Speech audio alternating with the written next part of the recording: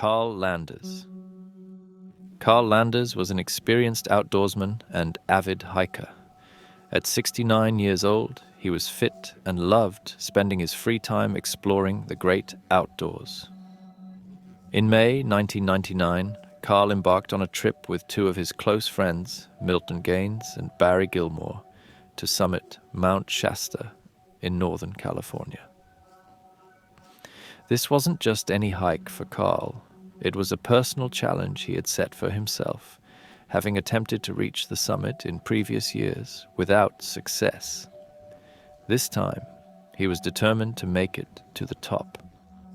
Carl and his friends were well prepared for the climb. They planned to acclimate to the high altitude by camping at Lake Helen, a common base camp for hikers aiming to reach the summit. Lake Helen, situated at about 10,400 feet, provides a good spot for hikers to adjust to the thinner air before making the final push to the summit. The trio arrived at Lake Helen on May 24, 1999. Carl was reportedly feeling the effects of the climb, showing symptoms of altitude sickness, meaning he was in a really bad condition and technically not ready for the last stage of the climb. Carl was determined to continue, however, and insisted on pressing on. The plan was for Carl to get a head start on the final leg of the ascent, while his friends would catch up after breaking camp. His friends were understandably against splitting up, and proposed to wait for Carl to recover, or to continue climbing together at a slower pace.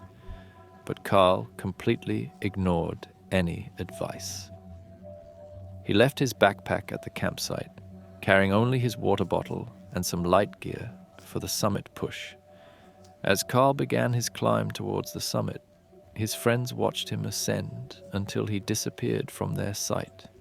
This was the last time they would ever see their friend. About 30 minutes later, one of the friends started their own ascent, expecting to catch up with Carl along the way. The other friend stayed behind at the campsite because he had also gotten sick overnight. And at this point, they were like, well, we already split up from Carl, so it doesn't hurt if we split up as well. As a result, the group was now split into 3 groups, with the last remaining friend starting the climb to catch up to Carl. However, as he made his way up the mountain, there was no sign of Carl. He reached the summit but found no trace of his friend. At this point, this was no real cause for concern, and he just assumed Carl had already headed back down to Lake Helen. So after a short rest, he also decided to head back down. When he returned to the campsite, he was shocked to find that Carl was not there with his other friend. His backpack remained untouched, and there was no sign that he had returned. He asked his friend if Carl wasn't back yet, and the friend only answered in confusion that he had assumed Carl was with him. The friend that had stayed behind didn't see Carl on his way down, and the friend who followed Carl saw him neither on the trail nor on top of the mountain. This didn't make any sense to them because the trail was rather open and safe. No vegetation, few curves, and most importantly, no cliffs where someone could fall to their death. Worried, they began to search the area, calling out his name and checking the nearby trails, but there was no response. As the hours passed, their concern grew, and they decided to alert the authorities. A massive search and rescue operation was launched, involving the National Park Service, the U.S. Forest Service, and experienced volunteers from local search and rescue teams. Helicopters, ground teams, and even tracking dogs were deployed to scour the mountain. The search covered a vast area, including the summit, the route Carl would have taken, and the surrounding regions. Despite the extensive efforts, no trace of Carl was found. There were no signs of a struggle, no discarded items, and no footprints leading off the trail. It was as if Carl had vanished into thin air, The only clue left behind was his untouched backpack at Lake Helen. The lack of evidence baffled searchers and left them with no clear direction to continue their efforts. Adding to the mystery, Mount Shasta is a relatively open and visible area. The terrain, while challenging, does not offer many places to hide or become easily lost, especially for an experienced hiker like Carl. The weather conditions at the time of his disappearance were also favorable, further complicating the question of how he could have disappeared so completely. Speculations and theories about Carl's disappearance have been numerous. Some suggest that he may have wandered off the trail in a disoriented state due to altitude sickness, which definitely makes sense, but then again doesn't explain the complete lack of any trace. Others propose more far-fetched ideas, including abduction or an encounter with something supernatural, given Mount Shasta's history of mysterious occurrences and local legends. Talking about Mount Shasta's legends, let's hear some. Mount Shasta has long been a focal point for strange and unexplained phenomena.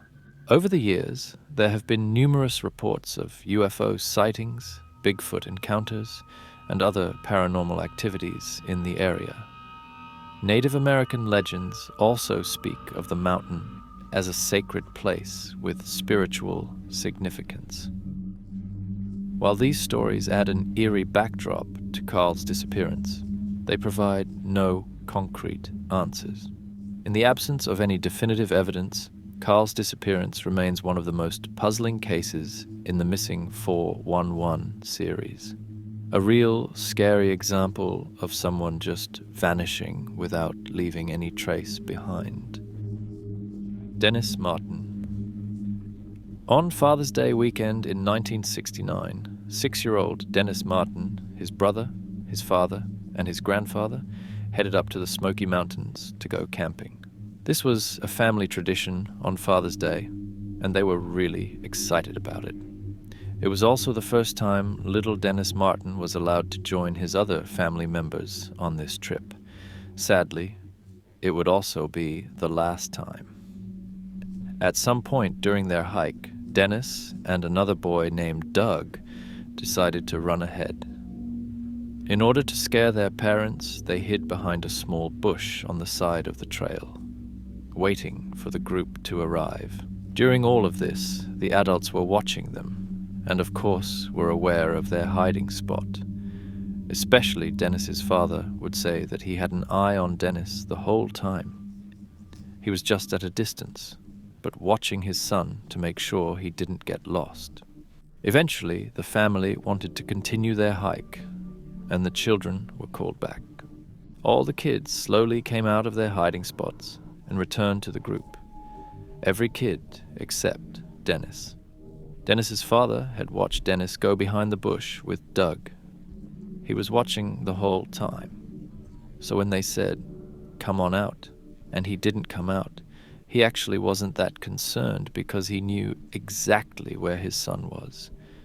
He thought that Dennis was just teasing him and that he wanted his dad to find him. When he finally got over there, Dennis wasn't there. Dennis's father immediately starts running off into the woods, screaming for his son. He actually ends up running almost 2 miles up the Appalachian Trail, just hollering for his son, but he can't find him. The rest of the family had broken up and were searching the area because they thought he couldn't have gone very far. He was literally just here, just meters away from the group, and he was hiding right next to Doug, who chose the same hiding spot. This is what makes this case so strange.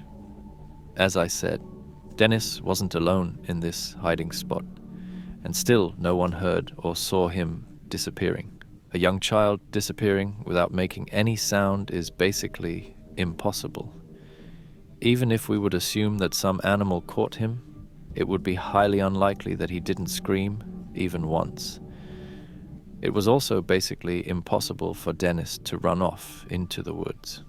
What you need to understand is that the slopes in this region are very steep. A young child simply doesn't possess the power and muscle mass to make that climb, especially since his father ran 2 miles into the woods after him.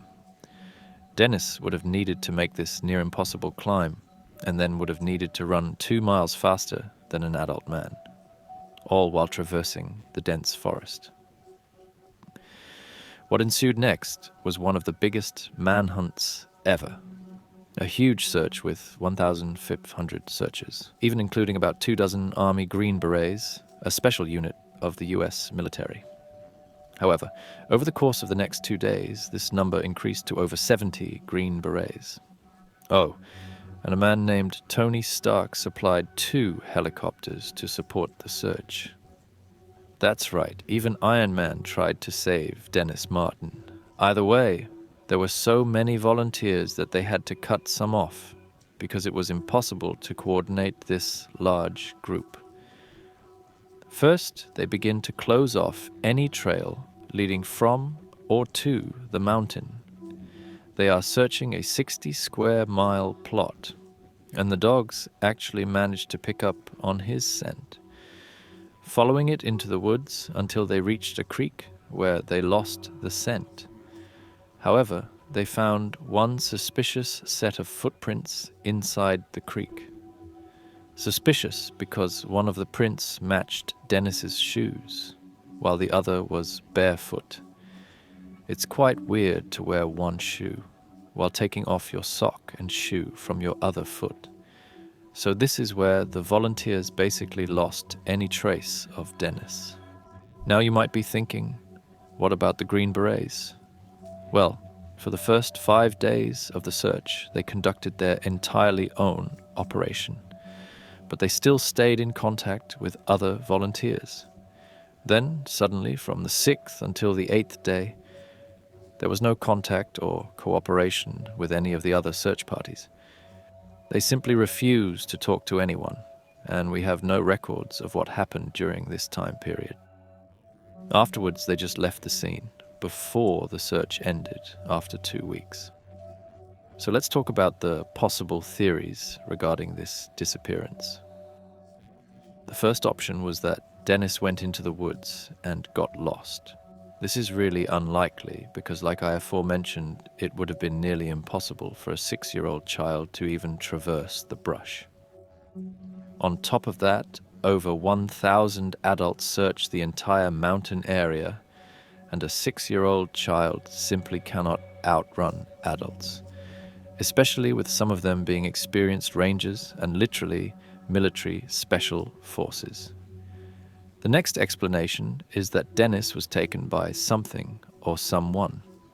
This could include animals, people, or even something supernatural. The strange part about this abduction was that Dennis didn't make any sounds when he was kidnapped, and whatever took him somehow managed to leave no tracks and no trackable scent, which should be impossible. Moreover, that person, or being then, had to outsmart more than 1,000 volunteers in order to avoid detection. However, there are 2 interesting stories regarding the abduction theory that I simply don't want to keep from you. At the same time that Dennis had gone missing, other families were also on this mountain. One of those families was the Key family, and they had asked a park ranger where they could go on the campground, where they might be able to see some bears.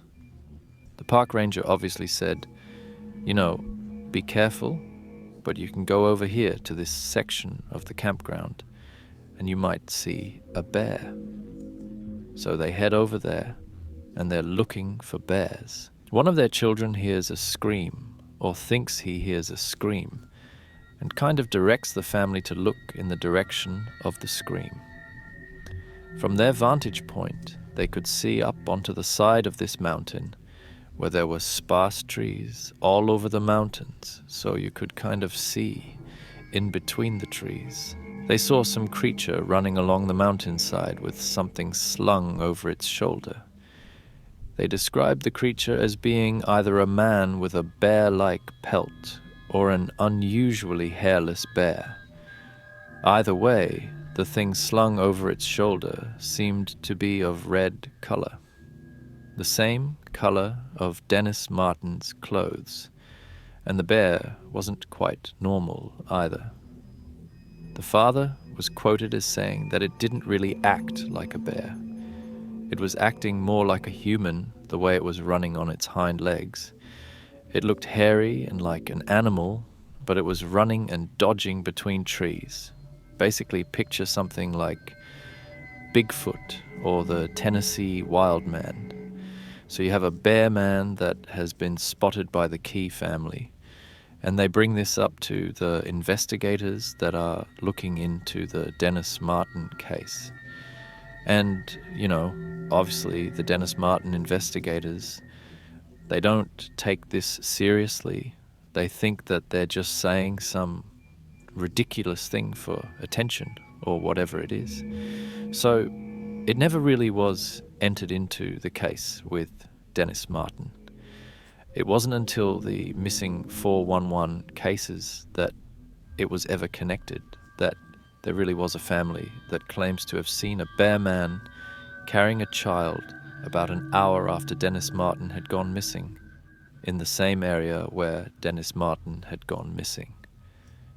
But let's play with this idea that some animal, not even a supernatural one, took Dennis. For example, a bear or a cougar. Even this most realistic scenario is still incredibly disturbing. Just think about the fact that a cougar could grab a child without making any noise on a popular trail, especially with his brother sitting right next to him. The other point of interest in the case is the involvement of the Green Berets. Many people believe that during the 3 days of silence, the Green Berets actually did find something. Most likely that Dennis did get dragged away and killed by some wild animal. Some of you might wonder why they wouldn't just report that. But there have been similar cases where such things were not made public for different reasons. For example, there have been cases where a mountain lion killed adults or children. Afterwards, the rangers or the sheriff put out statements that the person had been in an accident or something like this. They don't do this to cover up some murder or something like that, but most of the time to protect nature. Because back in the days, people often grouped together and killed every wild animal if a member of their community had been killed. As a result, they endangered the local ecosystems. Another popular reason to not report the discovery of Dennis's body could be to protect the family. When it comes to brutal deaths, it is a common practice to secretly inform the family instead of making it public. By doing that, the family can get closure, while avoiding all the media spectacle surrounding such a large case. In the years since Dennis Martin's disappearance, the case has remained one of the most puzzling in the missing 411 phenomenon. David Paulides, through his research, has highlighted this case as a prime example of the mysterious and often eerie nature of these disappearances. He points out the patterns seen in other cases: the sudden disappearance, the lack of physical evidence, the involvement of military personnel, and the strange sightings reported by eyewitnesses. Keith Parkins. The 2-year-old Keith Parkins' disappearance occurred on the afternoon of April 10th, 1952. He was playing with his siblings outside his grandfather's ranch, a sprawling property surrounded by dense forests and rugged terrain. It was a typical day, filled with the laughter and play of children. But the tranquility of that afternoon was shattered when the family realized Keith was missing. When the grandpa of the family told all the kids to come to dinner, everyone quickly showed up. Everyone but Keith. The alarm was raised immediately. Keith's family and neighbors began a frantic search of the property and surrounding area. However, despite their desperate efforts, there was no sign of the young boy. With the sun setting and temperatures dropping, the family knew they had to call in reinforcements. Authorities were quickly contacted, and a full-scale search operation was launched. Hundreds of volunteers, including local law enforcement, ranchers, and even a plane, scoured the rugged landscape. The search continued through the night and into the next day, but as the hours passed, hopes of finding Keith began to wane. Then, a breakthrough.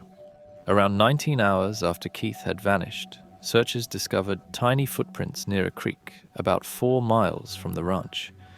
These footprints were a significant clue, as they matched the size of Keith's shoes. Encouraged by this find, searchers followed the trail, hoping it would lead them to the missing boy. The footprints led them deeper into the wilderness, through challenging terrain that would be difficult for an adult to navigate, let alone a 2-year-old child. The trail eventually went cold, and by now the hopes of finding the boys alive were dwindling. But finally, after 20 grueling hours, they found him. Keith was discovered face down in the snow, 12 miles from where he had disappeared. Miraculously, he was alive. Despite the freezing temperatures and the vast distance he had traveled, Keith had survived the ordeal.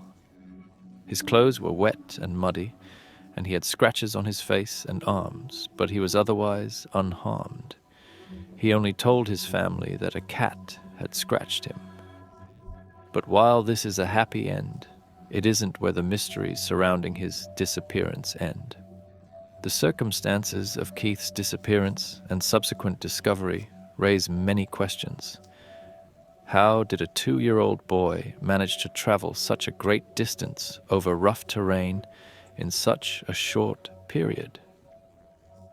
Why did he not show signs of severe hypothermia, considering the freezing temperatures he endured overnight?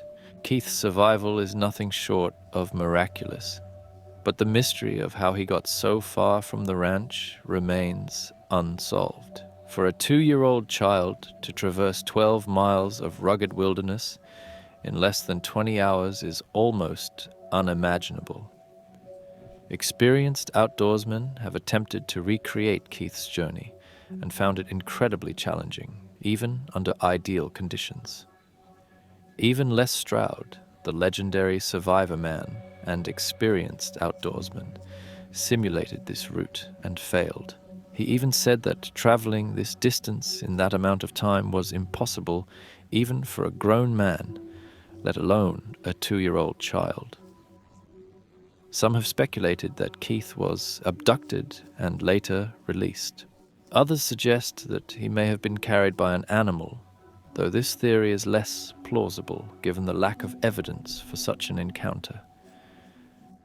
In interviews conducted years later, Keith had no recollection of what happened during the time he was missing.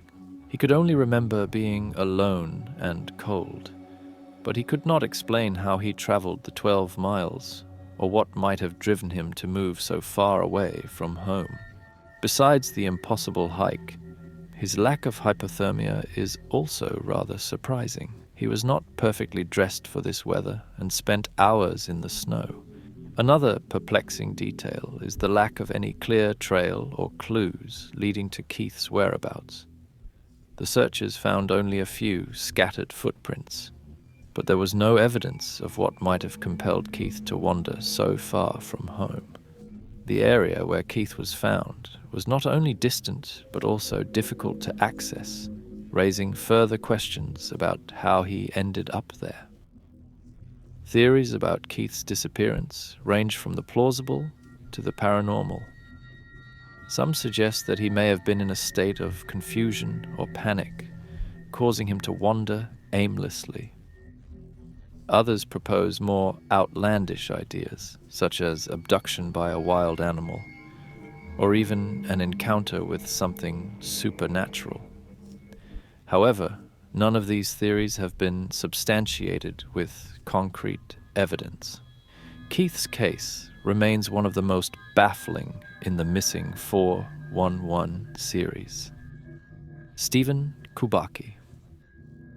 In February 1978, a 23-year-old student named Stephen Kubaki embarked on a cross-country skiing trip near Lake Michigan, a trip that would lead to one of the most perplexing and mysterious cases in the annals of unexplained disappearances. Stephen was a seasoned outdoorsman, an experienced skier, and an enthusiastic student at Hope College in Holland, Michigan. There he studied German and linguistics. In February 1978, just months before his graduation, he decided to make a solo ski trip. His destination was the Lake Michigan area. Little did he know, this excursion would thrust him into the center of a mystery that has baffled investigators and the public alike for decades. What many don't know is that Michigan has its own little Bermuda Triangle. This so-called Lake Michigan Triangle is an area where many people have disappeared under mysterious circumstances since the 1800s. When he told his friends and family of his plan to make a day trip, no one expected the experienced skier to have any problems.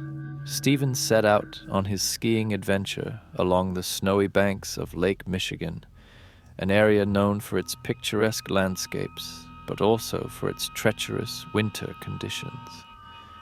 Friends and family expected him to return the following day, but Stephen never came back. When he failed to show up, a search party was quickly organized, scouring the area where he had last been seen. First, some ski tracks leading to the edge of Lake Michigan were found. The search team discovered Stephen's skis and poles abandoned on the beach of Lake Michigan, along with his backpack containing his personal belongings.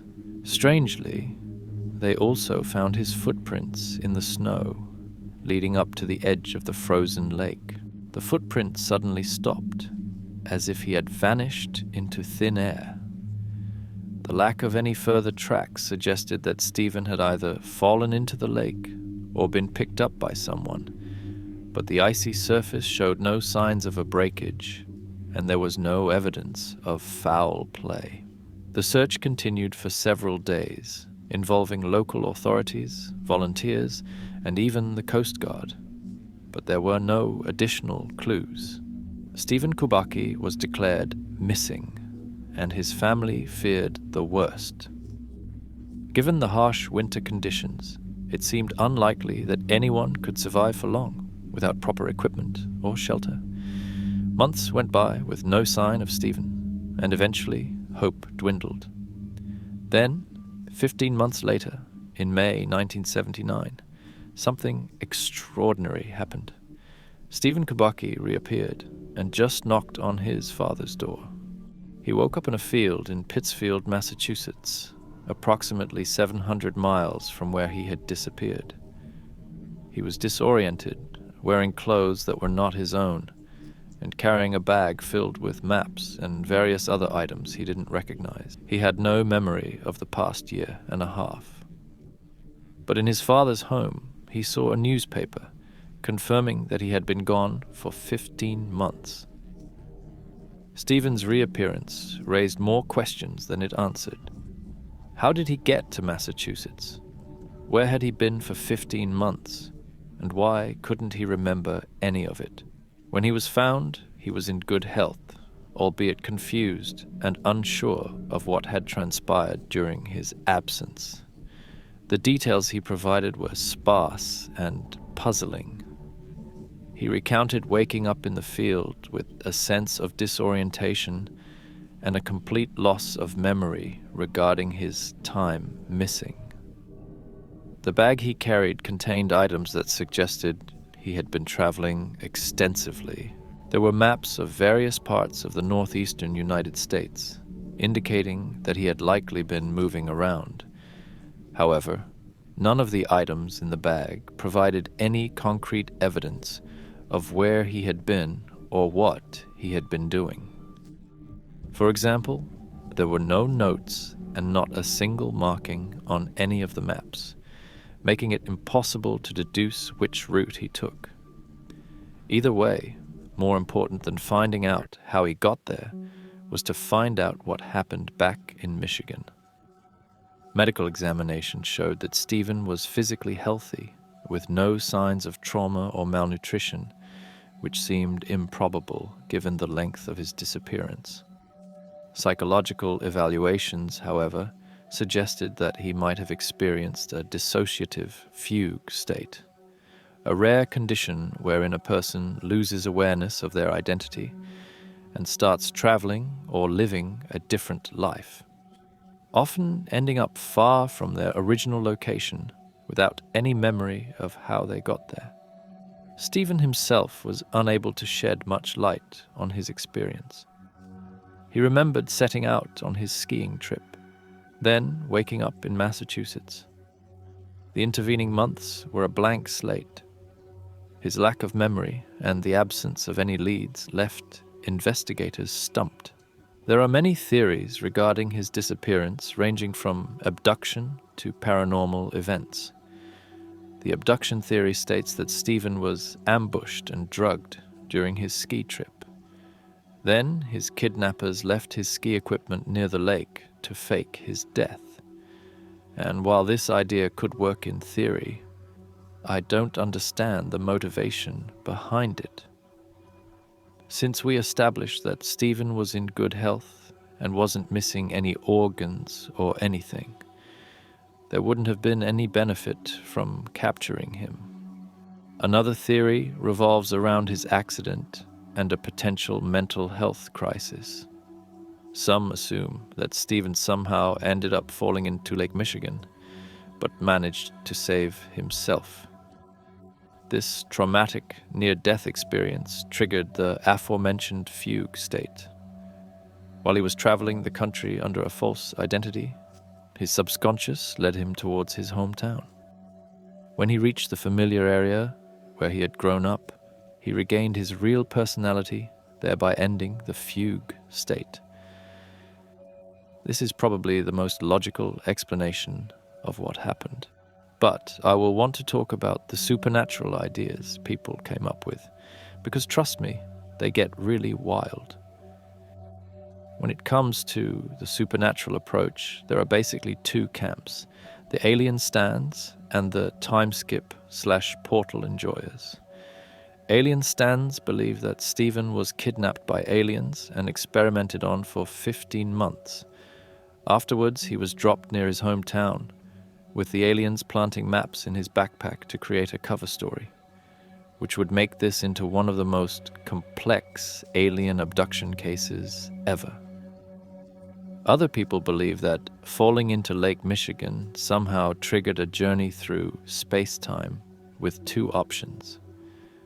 The first option is that Stephen literally traveled through space-time and ended up in that field, although that wouldn't exactly explain his clothes and new backpack. The second option is a portal to a parallel universe. You see, some people believe that sometimes spontaneous portals to other dimensions open up in our world. If you enter such a portal, you will temporarily be trapped in this alternate reality where you continue your life.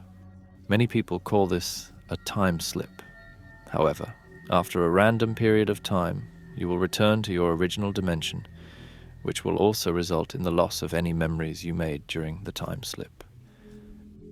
While these supernatural theories are always fun, they are probably not the answer. Either way, the case of Stephen Kubaki remains one of the most intriguing missing 411 cases, embodying the mystery and fear that such disappearances evoke. The suddenness with which he vanished, the strange clues left behind, and his inexplicable reappearance far from where he was last seen contribute to the enigma. In the years following his reappearance, Stephen largely avoided public attention, choosing to move on with his life. He pursued further studies, earning a degree in linguistics, and later became an author and therapist. Despite his efforts to move past the incident, The mystery of his disappearance continues to haunt those fascinated by unexplained phenomena. Charles McCulla. In January 1974, 19-year-old Charles McCulla, an amateur photographer with a passion for capturing the beauty of nature, embarked on a journey to photograph the stunning landscapes of the West Coast. Charles, full of youthful enthusiasm and curiosity, planned to visit several national parks, with Crater Lake in Oregon being a particular highlight of his trip. Little did he know, this adventure would lead to one of the most mysterious disappearances in the history of missing 411 cases. Charles had been traveling in an old Volkswagen van, which wasn't suited for the rugged terrain leading to Crater Lake. Determined to reach his destination, he enlisted the help of a friend who had an all-terrain vehicle. On January 29, 1974, Charles and his friend set out for the park. As they drove, Charles joked, "If you don't hear from me in a couple of days, file a missing person report." This seemingly light-hearted comment would soon become a haunting premonition. The two friends reached the north entrance of Crater Lake National Park, where Charles decided to hike alone. He assured his friend that he would be back in a couple of days and ventured into the snowy wilderness, carrying only minimal supplies. When Charles failed to return, his friend alerted the authorities, and a massive search operation was launched. Despite extensive efforts, no trace of Charles was found. It was as if he had vanished into thin air. Months passed without any leads. Then, in October 1976, a break in the case came when two backpackers, lost and off-trail, stumbled upon a discovery that would only deepen the mystery. They found a weathered backpack, partially buried in the snow. Inside, they discovered a peculiar Volkswagen key, unmistakably identifying the bag as Charles McCulla. Investigators were called in, and a search of the surrounding area led to the discovery of skeletal remains and a chilling scene that defied explanation. Approximately 12 miles from where Charles had been last seen, searchers found his pants lying neatly on a log, unbuttoned and upright as if he had simply vanished while sitting down. His socks were still inside the pants, containing the bones of his feet, but there were no shoes, no upper body clothing, and no sign of the rest of his remains, except for a portion of his skull found 12 feet away. The scene was eerily devoid of any evidence indicating what had happened to Charles. The conditions at the time of Charles's disappearance were severe. Crater Lake was covered in several feet of snow, and temperatures were frigid. Experts and experienced outdoorsmen have expressed disbelief that anyone, especially someone as ill-prepared as Charles, could have survived long in such an environment, let alone traveled 12 miles through deep snow without appropriate gear. The discovery of his remains raised more questions than answers. How did Charles end up so far from where he started? Why were his clothes and bones found in such a bizarre state? The official cause of death was listed as natural causes, but this conclusion did little to satisfy his grieving family or the investigators who had worked on the case. The scene did not suggest a typical death by exposure or accident. There was no evidence of a struggle, no signs of animal predation, and no logical explanation for the state of his remains. There are theories abound regarding what might have happened to Charles McCulla. Some suggest he might have been disoriented by the harsh conditions, leading him to undress due to paradoxical undressing, a phenomenon associated with severe hypothermia.